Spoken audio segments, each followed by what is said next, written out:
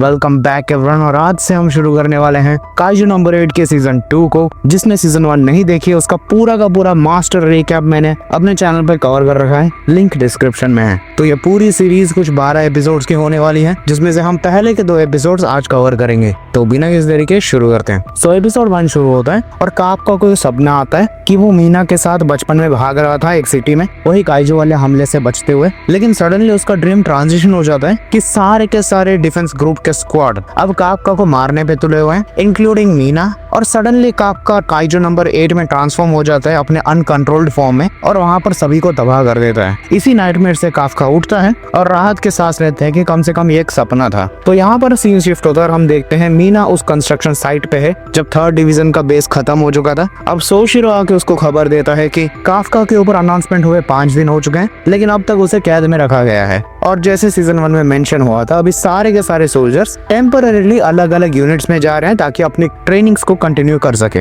यहाँ हम देखते हैं इहारू और रेनो दोनों ही एक यूनिट में आते हैं जो कि मात्सुमोटो में होता है। तो यहाँ पर वो आते ही थोड़ा बहुत एंजॉय करते हैं और एक पार्क में बैठ के काफका के बारे में सोचने लगते हैं कि अब उसका क्या होगा। लेकिन रेनो यहाँ पर कॉन्फिडेंट होता है और यहाँ पर बात घुमा देता है और वो एक और चीज के ऊपर हंसने लगता है कि कैसे काफका पहली बार काइजू बनने के बाद रो रहा था कि उसे कभी भी डिफेंस फोर्स में ज्वाइन नहीं किया जाएगा। तो यहीं पर सीन शिफ्ट होता है और हम देखते हैं कि कीकोरू ने ज्वाइन किया है 1st डिवीजन को, जो कि डिफेंस ग्रुप का सबसे स्ट्रॉन्गेस्ट डिवीजन है। यहाँ पर कीकोरू उस डिवीजन के वाइस कैप्टन से मिलती है जिसका नाम है हासेगावा। और हमें पता चलता है ये जो 1st डिवीजन का कैप्टन है उसे the strongest anti kaiju combatant in Japan कहा जाता है। तो इस बात पे कीकोरू कुछ ज्यादा ही एक्सपेक्टेशन लेके बैठ जाती है और जैसे ही हासेगावा उस कैप्टन का रूम खोलता है हमें दिखता है ये, जी हाँ, जापान का सबसे स्ट्रॉन्गेस्ट सोल्जर एक गेम एडिक्ट है और इसका नाम था नारुमी। तो यहाँ पर हासेगावा कुछ समय के लिए दरवाजा बंद करता है और जाके नारुमी को एक लात मारता है और अब ये दोनों इस बात पे आर्ग्यू करने लगते हैं। नारुमी एकदम जोकर की तरह हो रहा था,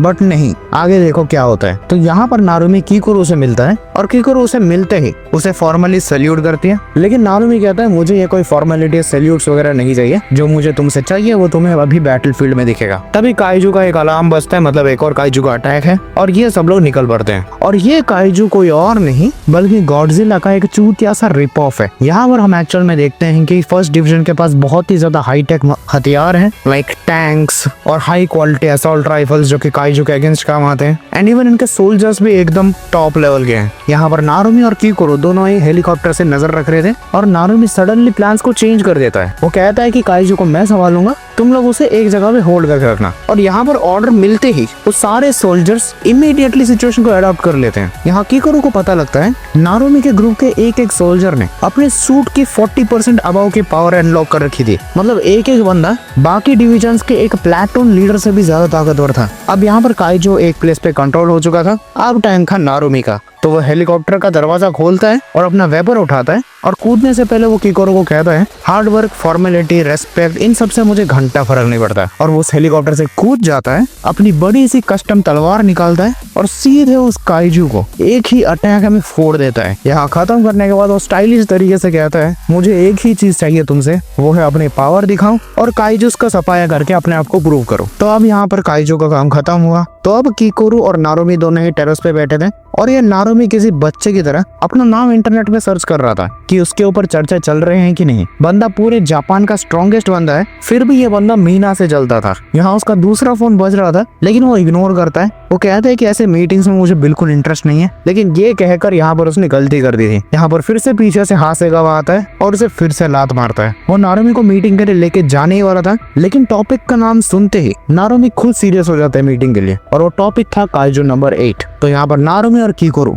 दोनों ही काफका से मिलते हैं जनरल के ऑफिस में। यहाँ जनरल कीकोरू और काफका दोनों को ही 1st डिवीजन को ज्वाइन करने को कहता है, लेकिन नारुमी यहाँ पर साफ मना कर देता है। वो कहता है कि इस भद्दे से काइजू को मेरे टीम में लेने से अच्छा इसे मार के इसका वेपन बना दो और उसे मुझे दे दो। यहाँ काफका नारुमी को कन्विंस करने की कोशिश करता है कि वो इतनी जल्दी नहीं मरना चाहता, उसके और भी दोस्त हैं जिन्हें उसे डिसअपॉइंट नहीं करना। एंड इवन जनरल भी नारुमी को कहता है कि अब दाई काइजू के अटैक्स बढ़ रहे हैं तो हमें भी अपने डिफेंस को स्ट्रॉन्ग करना चाहिए, जिसपे नारुमी कहता है हाँ तुम्हें जो करना है करो, बस मुझे रिजल्ट्स ला के दो। और वो काफका को फाइनल वार्निंग भी देता है कि अगर तेरा कंट्रोल फिर से छूटा तो मैं तुझे ऑन स्पॉट मार दूंगा। अब सब कुछ सेटल हो चुका है और थर्ड डिवीजन के सभी मेंबर्स अलग अलग डिविजन्स में बढ़ चुके हैं और उनकी ट्रेनिंग शुरू हो चुकी है। एपिसोड के आखिर में हम देखते हैं कि कीकोरो पैक कर रही है फर्स्ट डिवीजन में मूव करने के लिए और वो एक आखिरी बार अपनी माँ की फोटो को देखती है और एक स्ट्रॉन्ग माइंड के साथ चली जाती है। यहाँ पर हम कीकोरो के बाप को भी देखते हैं जो कि जनरल है, जो कि अंडरग्राउंड लैबोरेटरी को विजिट करता है जिसमें एक सीक्रेट चीज के ऊपर रिसर्च चल रही है और वो क्या है हमें बताया नहीं जाता। एपिसोड 2 शुरू होता है। फर्स्ट डिवीजन के शहर में एक अर्थक्वेक आता है और लोग अब बहुत ज्यादा कैजुअल हो गए थे,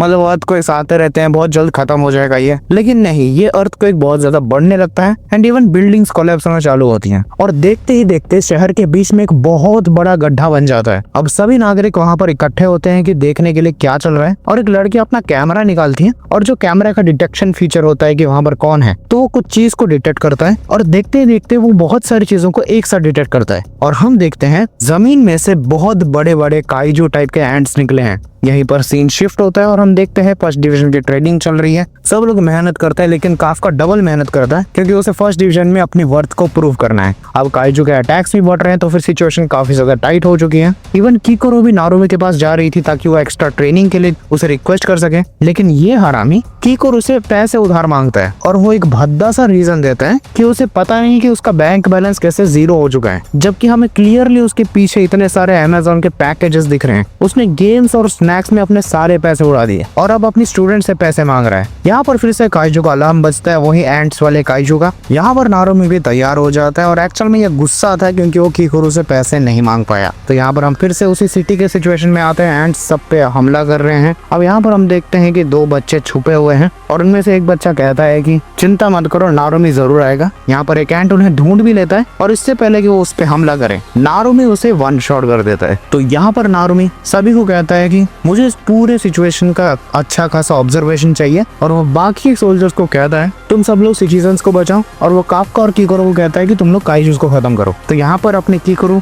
अपना कस्टम वेपन निकालती है। यहाँ पर नारुमी ने लीडर्स को अरेंज कर रखा था कीकोरो को बैकअप के लिए, लेकिन उसे इन सब की कोई जरूरत नहीं है। वो सिंगल हैंडेडली 1 या 2 हैंड्स को 2 मिनट में खत्म कर देती है एंड प्लस एक लीडर को खुद बचाती भी है उसके नेग्लिजेंस के कारण। अब इस लीडर का नाम था शिनोनोमे और ये कीकोरो में काफी ज्यादा इंटरेस्टेड होती है उसके पावर के कारण और हम इन दोनों का एक बढ़िया सा टीम अप भी देखते हैं। अब नारुमी को ये काफी ज्यादा अजीब सिचुएशन लगती है। यूजुअली जो एंट्स के काइजूस होते हैं वो कभी ग्राउंड पे आते नहीं, सिर्फ अंडरग्राउंड अटैक करते हैं और वो भी ग्रुप्स में अटैक कभी नहीं करते, लेकिन सडनली आज ग्राउंड के ऊपर बहुत सारे एंट्स ने एक साथ हमला किया। यही सेम हुआ था सीजन 1 में भी, बहुत सारे फ्लाइंग काइजूस ने एक साथ एक लीडर के कहने पर थर्ड डिवीजन पे हमला किया। तो यहाँ नारुमी सोचता है इन सब का भी एक लीडर जरूर होगा। अब आती है काफका की बारी, उसे ट्रांसफॉर्म होना था और बहुत सारे एंट वाले काइजूस को मारना था। यहाँ काफका कोशिश करते हैं पार्शियल ट्रांसफॉर्मेशन की, वो अपने पैरों और हाथों को ट्रांसफॉर्म करते हैं लेकिन उससे कोई फायदा नहीं होता। एक काइजू उसे पलक झपकते ही उड़ा देता है। अब काफका को रियलाइज होता है कि पार्शियल ट्रांसफॉर्मेशन से कुछ नहीं चलने, उसे पूरा काइजू नंबर 8 बनना ही पड़ेगा।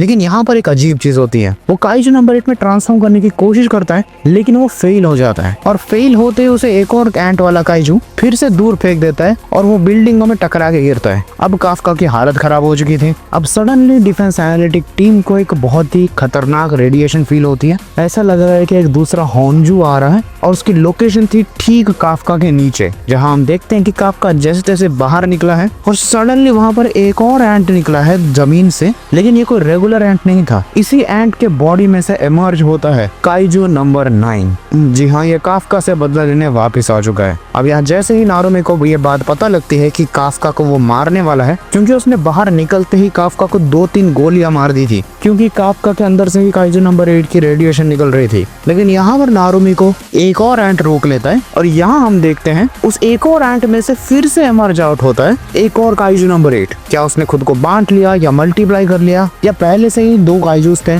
किसी को नहीं पता। अब यहीं पर वो काइजू नंबर 9 फिर से सारे एंट्स को हील कर देता है जो कि डिफेंस ग्रुप ने मारे थे और उन्हें और भी ताकतवर कर देता है। अब यहाँ पर नंबर 9 फिर से काफका पे हमला करता है और काफका काफी मुश्किल से बचता है, मतलब काफका भी पूरे मौत के करीब है, क्योंकि वो एक और बार ट्रांसफॉर्मेशन की कोशिश करता है और फिर से फेल हो जाता है। यहाँ सिचुएशन देख के जनरल खुद सोच रहा था कि वो फाइट के अंदर उतरेगा, लेकिन फर्स्ट डिवीजन का वाइस कैप्टन ऐसा करने से मना करता है। वो कहता है कि नंबर्ड वेपन ज्यादा यूज करने के कारण जनरल की इंस्टेंट मौत भी हो सकती है, और उसने पहले से ही अपने वेपन को काफका के अगेंस्ट बहुत ज्यादा यूज कर दिया था। यहाँ पर हम देखते हैं काफका बिल्कुल भी ट्रांसफॉर्म नहीं कर पा रहा है, और काइजू नंबर 9 उसको ऑलमोस्ट मारने ही वाला था, लेकिन किकुरो आके उसे बचा देती है। यहाँ नंबर 9 पूछता है आखिर तुम हो कौन, जहाँ किकुरो एक बहुत ही बैडनेस जवाब देती है, उतना जानने की जरूरत नहीं क्योंकि तू अभी मरने वाला है। अब यहाँ पर किकुरो काइजू नंबर 9 के एक हाफ से बात कर रही थी, जहाँ नारुमी काइजू नंबर 9 के दूसरे हाफ से लड़ रहा था, जहाँ नारुमी ये टॉक ऑफ करने की भी कोशिश करता है कि काफका बस एक सोल्जर है, उसके पीछे पड़ के तुम्हारा क्या फायदा, लेकिन नंबर 9 उस पर ही हमला कर देता है। लेकिन नारुमी काफी अच्छे से डॉज करता है और कहता है कि मैंने बोलना खत्म नहीं किया था, और इसी के साथ नारुमी भिड़ लेता है नंबर 9 से, और इस इंटेंस बैटल के बीच में ही एपिसोड 2 खत्म हो जाता है। तो कैसे लगी तुम लोगों को ये एपिसोड, तुम कमेंट्स में बताना।